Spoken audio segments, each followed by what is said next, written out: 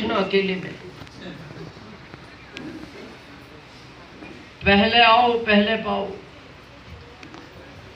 मैं रवि जी से पूछ रहा था, आपके बड़े भाई साहब आरसीएम में पहले आए या आप आए? बोले वो है तो बड़े पर बाद में आए हैं। इस नंबर का दर्द उनसे पूछना कभी अकेले में। बहुत बड़ा रोल है इस नंबर का, और इसकी थैंक्स है उस गॉड का, उसने मेरे को समझ दी उसी दिन 26 जुलाई 2002 का दिन। आज आओगे ये नंबर यहां लगेगा, कल यहां लगेगा, परसों यहां लगेगा, नरसों यहां लगेगा, तरसों यहां लगेगा। इसमें ऐसा सिस्टम नहीं है 6 महीने घूम के आओ और बीच में चिपक जाओ। आज, कल, परसों, नरसों, तरसों और बरसों बाद। और ये दर्द देता है, ये अभी नहीं देगा, ये 10 साल बाद देता है। और उस समय आदमी यही सोचता है केवल, काश ये वाला नंबर यहां होता। बहुत लोग भारत में मेरे को बात पूछते हैं, दिनेश जी आप 10वीं फेल हो, किसान परिवार से हो, फिर आरसीएम में इतने अमीर कैसे बन गए? मैंने कहा नंबर देखना किस समय का लगा हुआ है, नंबर तो देख दो। जब कोई नंबर लगवाने को तैयार नहीं था उस टाइम लगवाया भाई। बहुत इंपॉर्टेंट है, जो पहली बार आए नंबर लगवा लो। काम 1 हफ्ते बाद शुरू करो, नहीं करना मत करो, 15 दिन बाद शुरू करो, 1 साल बाद शुरू करो, जब इच्छा हो करो। नंबर लो और नंबर के बाद अपने आप से वादा करो कि आज से मैं 100% प्रोडक्ट यूज करूंगा, 100%। अभी आप मेरे से कह रहे थे सर जब मैं 18 साल का नहीं था पटना में आपको सुनने गया था, और मेरे को आज भी आप में कोई फर्क नजर नहीं आता। ये आरसीएम के प्रोडक्ट का कमाल है। अभी मेरा कार में बैग रखा है और उसमें एक न्यूट्रिशन का बॉक्स है, आप अभी मंगवा के देख सकते हो। आरसीएम में जितने भी न्यूट्रिशन आते हैं वो मेरे सारे बैग में है। सुबह मैं उठता हूं, गुनगुने पानी से S5 लेता हूं, 11 बजे के 11:30 बजे के आसपास में लंच करता हूं, उसके तुरंत बाद ओमेगा और मैन लेता हूं, और भोजन के तुरंत पहले 2 गामा लेता हूं, 2 सुबह 2 शाम। हमारे यहाँ ज्यादातर लोग 1 लेते हैं। एज के साथ इसकी खुराक बढ़ाओ, 50 के बाद गामा 2 लेनी चाहिए सुबह और शाम में। उसके बाद रात को व्यू और DHA लेता हूं सोते टाइम। जिस दिन, वैसे तो मैं हेल्थ गार्ड का ही भोजन करता हूं, जहां जाता हूं उनको बोल देता हूं कि भाई हेल्थ गार्ड की सब्जी और 4 चपाती ले आना। कभी कहीं जैसे वेस्ट बंगाल या किसी उड़ीसा में फंस गया, क्योंकि मैं प्योर वेजिटेरियन हूं, तो उधर वो डिस्ट्रीब्यूटर भी प्योर नहीं है, तो फिर मैं फंस जाता हूं कई बार। तो फिर मैं कुछ मिक्सचर आरसीएम के बिस्किट खा के काम चला लेता हूं, या कुछ फल वल। उस दिन फिर मैं बायो एज ले लेता हूं रात को, जिस दिन मेरा ठीक से भोजन नहीं होता, और वो भी मेरा उसमें रखा है। मेरी 20 साल पुरानी कोई सीडी देखो आप, जब मैंने आरसीएम शुरू किया था, मूछें थी, चेहरा भी थोड़ा, अभी मैं पहले से अच्छा हूं। 10 साल बाद मिलोगे मैं और अच्छा मिलूंगा। ये आरसीएम के प्रोडक्ट का कमाल है। ये ओरिजिनल है और नेचुरल है। ओरिजिनल ही नहीं, नेचुरल भी है। मैं कभी कलर यूज नहीं करता, और मैं लोगों को भी मना करता हूं कलर यूज नहीं करना चाहिए। करके करोगे क्या, 8 दिन बाद तो पोल खुल जाएगी, वो तो साइड से निकल आती है, और इसमें केमिकल आता है, उसका साइड इफेक्ट आता है। हो गए तो हो जाने दो, हो गए तो, अभी मेरे बहुत हो गए, साइडों में है लेकिन हो गए। पर अभी जो है ओरिजिनल है और नेचुरल है। और मैं जो अपनी लाइफ का रनिंग एज जी रहा हूं वो 57 है। 57 साल। ये आरसीएम के प्रोडक्ट की ताकत है। 7 साल का पोता है मेरा, बेटा नहीं, पोता। अभी आप देखते हो, पहले टाइम में देखा होगा आपने, मेरी पत्नी मेरे साथ रहती थी सेमिनारों में, जिस दिन मेरे को वापस जाना होता था या बड़े फंक्शनों में। आजकल नहीं आती वो, पता क्यों नहीं आती? जब से मेरा पोता हुआ है, वो मेरा पोता उसके माता पिता के साथ नहीं रहता, या तो वो दादी के साथ रहेगा या उसको दादा, दो में एक चाहिए। रात को भी वो अपनी मम्मी पापा के पास नहीं सोता, वो या तो दादी के पास सोएगा या दादा के पास सोएगा। मेरे पे गया है ना, मैं भी दादाजी के ही साथ रहा जाता। तो कई बार आप देखते हो ना, जब आप कोई टारगेट पूरा करते हो न्यूट्रिशन का, किसी भी चीज का, तो टूर मिलते हैं आपको इंडिया के, आउट ऑफ इंडिया के। तो फिर उस दिन जब वो कपल प्रोग्राम होता है तो फिर पत्नी साथ होती है सफर में, तो वो भी साथ होता है क्योंकि वो हमारे बगैर रहता नहीं। तो कई बार सफर में लोग मेरे को पूछते हैं, भाई साहब इस उम्र में तो मैं उनको कहता हूँ आप गलत समझ रहे हैं, ये बेटा नहीं है, पोता है। बोले क्या बात कर रहे हो, पोता है? आप दादा जैसे नहीं लगते। मैंने कहा ये इसका कमाल है।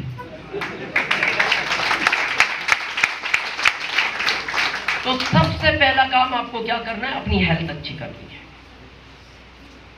और ये आरसीएम के प्रोडक्ट में जादू है। हेल्थ का अच्छा होना बहुत जरूरी है। भारत में जितनी बीमारी है इतनी टोटल देशों में नहीं है। ये सर्वे है दुनिया का, टोटल देशों में इतनी बीमारी नहीं जितनी केवल भारत में। क्यों? भारत के आदमी का खान पीन बिगड़ गया। देखो भारत का आदमी पता क्या करता है, बहुत ध्यान से प्रैक्टिकल समझो। 20 साल की उम्र में सपने होते हैं बड़े, पैसा कमाने की होती है चाहत। ना दिन देखता है, ना रात देखता है, ना धूप देखता है, ना सर्दी देखता है, ना बारिश देखता है, ना टाइम पे खाता है, ना टाइम पे सोता है। दिन रात पैसे के पीछे भागता है। पैसा तो कमा लेता है, हेल्थ खो देता है। और फिर डॉक्टर के पास जाके बोलता है, डॉक्टर साहब हेल्थ चली गई। तो डॉक्टर पूछता है पैसे? पैसे कमा लिए। तो फिर डॉक्टर कहता है बस एक काम करो, जो कमाए ठीक करने में खर्च कर दो। क्या बचा? ना हेल्थ बची, ना वेल्थ बची। अरे इसका प्रोडक्ट यूज करोगे, हेल्थ भी बचेगी और वेल्थ भी बचेगी। हेल्थ भी बचेगी। भारत में सबसे बड़ी बीमारी पता है क्या? ओवरवेट। ये बहुत बड़ी बीमारी है। ओवरवेट होने का पता कारण क्या? आपका पेट का डाइजेशन बिगड़ा हुआ है। अगर पेट का डाइजेशन बिगड़ गया, आपको नई 50 बीमारियां जन्म लेंगी। आज चाहे आप अपनी फैमिली डॉक्टर से मिल लो। और पेट, भारत में 60% लोग ओवरवेट है। देखो कहीं यहां, किसी का यहां, किसी का यहां, किसी का यहां, किसी का यहां, किसी का, ऐसी भी लोग हैं। और ये शर्मिंदगी महसूस नहीं करते, घर महसूस करते। इनको पूछो भाई साहब खाते पीते परिवार से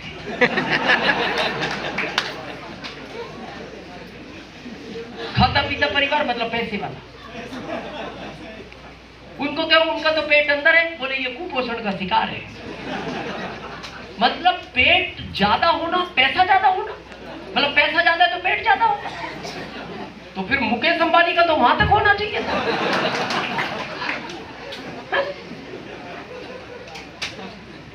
घर से निकलते पहले 4 लोग तो पेट लेके निकलते।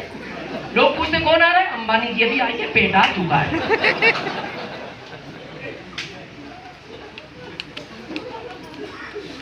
मैं आपको रियल बता रहा हूं।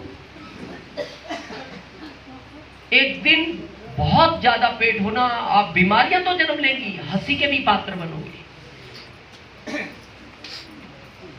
बच्चे ध्यान नहीं देते। मेरा बेटा बड़ा ओवरवेट हो गया था, अब ध्यान देने लगा। पता कब देने लगा? जब मार्केट मेरे साथ जाता था ना, तो वो पास वाला पूछता था भाई साहब यही लेना है? हाँ यही लेना है। बड़े भाई साहब से भी पूछ लो यही लेना है क्या? तब उसको लगता था यार मेरे पिता को बड़ा भाई बताता है ये।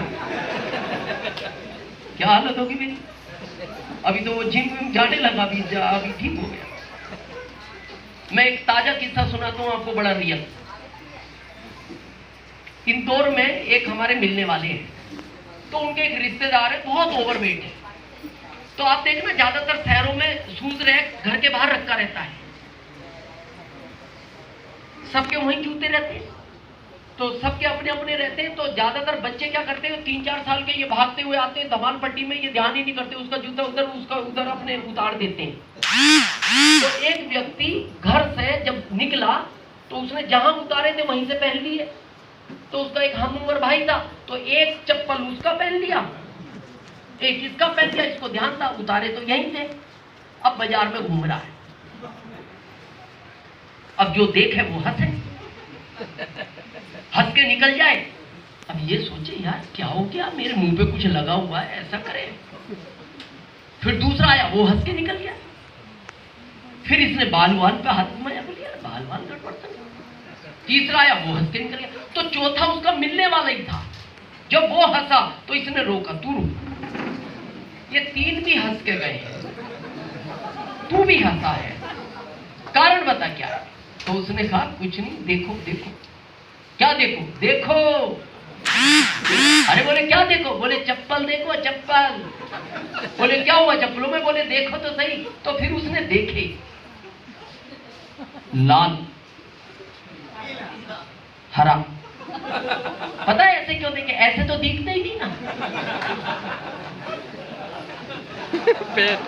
अगर ऐसे दिखते तो घर से ठीक ही पहन के जाता, ऐसे तो उसको दिखे ही नहीं, वो तो चप्पल नीचे थे। ऐसे देखे हाँ। क्या कहानी बना? अच्छा करना है शरीर। 2 प्रोडक्ट तो गारंटेड खाने हैं, एक तो हेल्थ गार्ड और एक गामा ओरिजिनल, गारंटेड खाना। बाकी न्यूट्रिशन एज के हिसाब से लो। जैसे भी आपके यंग है, व्यू की जरूरत नहीं है, मत लो। जरूरत है तो लो। हम क्या है, चश्मे लगने के बाद व्यू लेते हैं। ये नेचर है भारत का, आदमी इच्छा में काम नहीं करता ना। व्यू लेना कब चाहिए? जब चश्मे ना लगे हो, ताकि कभी लगे ना। लेना तो तब चाहिए। यहां से आपका सफर स्टार्ट होगा। कितने लोगों की इच्छा होती है मैं लोगों के लिए कुछ काम करूं? करना चाहिए, लेकिन जिस दुनिया में जी रहे हो उसमें कर नहीं सकते। भाई मान लो आपकी किराना की दुकान है और आपकी इच्छा है मैं लोगों की मदद करूं, तो अपने पड़ोस में एक और खुलवा दो। उसका दुकान बंद। 6 महीने बाद इस पड़ोस में खुलवा दो। कितनी अच्छी मदद हुई। तो अब क्या होगा? उधर का ग्राहक उधर रुक जाएगा, इधर का इधर रुक जाएगा, बीच में आप हो ही सही। वहां चाहकर भी नहीं कर सकते। ये दुनिया का ऐसा पहला प्लेटफॉर्म है जहां आप लोगों की मदद करके कामयाब हो सकते हैं। मदद करके। दुनिया में कुछ ही काम ऐसे होते हैं जहां लोगों के लिए अच्छा करो और आपका अच्छा हो, बाकी नहीं होते। आप मंदिर जाते हो, मंदिर जिसको भगवान को भी मानते हो, XYZ जाते हो, तो क्या बोलते हो ज्यादातर? भगवान सबका भला कर, बस शुरुआत मेरे से कर।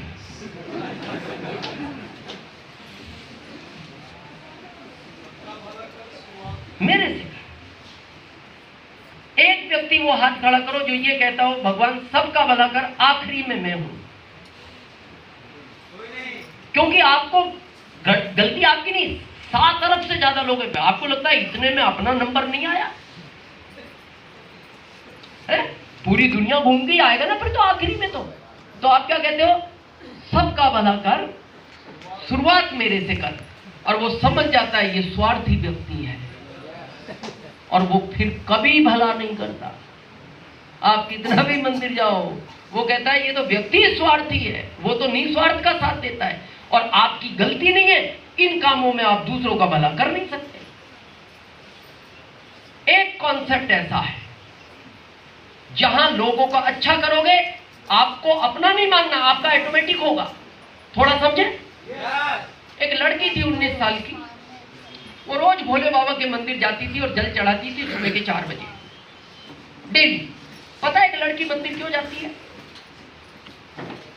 उसको धन दौलत से प्यार नहीं होता, उसका सिर्फ एक इच्छा होती है कि जीवन में मेरे को एक अच्छा पति मिले जिसके साथ मेरा पूरा जीवन अच्छे से निकल जाए। एक ही कामना होती है उसकी। तो वो उसी को लेकर जाती थी सुबह के 4 बजे और डेली जाती थी कई साल। एक दिन जब वो सुबह के 4 बजे जा रही थी तो रास्ते में अचानक उसका पैर किसी पैर पर रखा गया। तो उसने देखा एक महात्मा जी सोए हुए थे, संत थे, बड़े पहुंचे हुए। वो क्रोध में उठे और क्रोध में उठकर उन्होंने श्राप दे दिया उस बच्ची को, आज के बाद तू अपने लिए कुछ नहीं मांग सकती।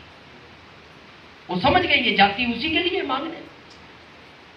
तो वो रोई बच्ची। उसने कहा भगवान माफ करो मेरे को, मैं नहीं जानती आपको और मैंने जानबूझ के नहीं रखा। आप कभी भी इस रास्ते में नहीं सोते, मैंने कभी नहीं देखा, मैं तो कई वर्षों से आती हूँ, गलती होगी मेरे से, मैं माफी मांगती हूँ, पैर छूती हूँ। वो संत बोले अब मैं भी कुछ नहीं कर सकता, श्राप निकल चुका है। जैसे हम किसी से पैसे मांगने जाएं, रास्ते में फोन आ जाए कि मैं नहीं दे सकता, फिर जाओगे उसके घर? वापस हो जाओगे ना। लेकिन वो बच्ची वापस मंदिर चली गई, जबकि उसको श्राप क्या लग गया था, तू अपने लिए अब नहीं मांग सकती। वो मांग नहीं जाती थी, लेकिन फिर भी वो मंदिर क्यों गई? अब उसका स्वार्थ खत्म हो गया और वो जाती रही। जब भगवान ने देखा जिस चीज के लिए जाती है उसका तो इसको श्राप है, आ रही है निस्वार्थ, तो भगवान प्रकट हो गए और भगवान ने कहा बेटी मैंने पहला ऐसा आदमी देखा जो इतना निस्वार्थ, अरे जिस चीज का श्राप है उसके लिए तू फिर भी आ रही है। मैं खुश हूं आज, अब तू जो चाहे मांग ले, पर अभी भी एक चीज मत मांगना, अपने लिए नहीं मांगेगी। क्यों? तेरे को उन संत का श्राप है और वो पहुंचे हुए संत है, उनका श्राप मैं भी खत्म नहीं कर सकता। तो उस लड़की ने कहा दूसरों के लिए मांगू तो मिलेगा? बोले हाँ दूसरों के लिए मांग ले। तो उसने कहा प्रभु मेरे को कुछ नहीं चाहिए, आप मेरी मां को एक अच्छा सा दामाद दे दो।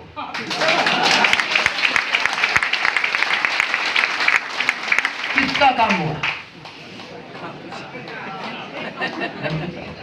मांगा किसके लिए? भगवान ने भी कह दिया जब तथा उसने सोचा दूसरों के लिए, वो तो बाद में समझ में आई उसको भी।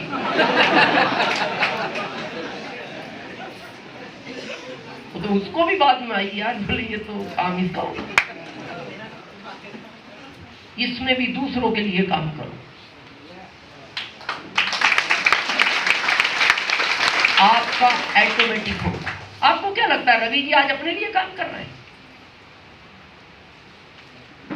इनका तो ऑटोमेटिक होगा। इनका उद्देश्य हमेशा ये रहता है। मैं अभी जब आ रहा था कार में बात कर रहे थे, मेरे ग्रुप में कितने लोगों को मेरे को कामयाब करना है। मैं बीच में कह रहा था मैंने थोड़ा सेहत पे ध्यान दो, मेरी बात हुई रास्ते में, बीच में कर भी नहीं थी उन्होंने कहा। उन्होंने कहा सर अभी टारगेट अलग है, पहले ये पूरा कर दूं जितनों को कामयाब करना है, उसके बाद अपना तो सब कुछ कर ही लूंगा मैं। ऐसा कौन आदमी मिलेगा जो अपनी सेहत छोड़ के इनकी चिंता कर रहा है? हम रास्ते में चाय पी रहे थे, ये सब थे उनके, सर अभी मेरा टारगेट अलग है, थोड़ा इनको लेगा, इनको वहां पहुंचा दूं जहां पहुंचाने का मेरा लक्ष्य है, उसके बाद फिर मेरा ही देखना है, अभी मेरा नहीं देखना, अभी मैं इनका देख रहा हूं। ये इच्छा है आपकी भी? yes! आज मैं आपको एक गारंटेड प्लान देता हूं। कुछ दिन पहले गारंटेड प्लान आया आरटीएम का, क्या 6 महीने 5000 पीवी का प्रोडक्ट लो तो आपको 7वें महीने 5000 का प्रोडक्ट फ्री। ये गारंटेड प्लान है, हर व्यक्ति के लिए है। तो आज ये गारंटेड प्लान मैं दूं आपको। जितने लोग इस हॉल में भी करंट में हैं, आप सब लोग भविष्य में डायमंड जाओगे।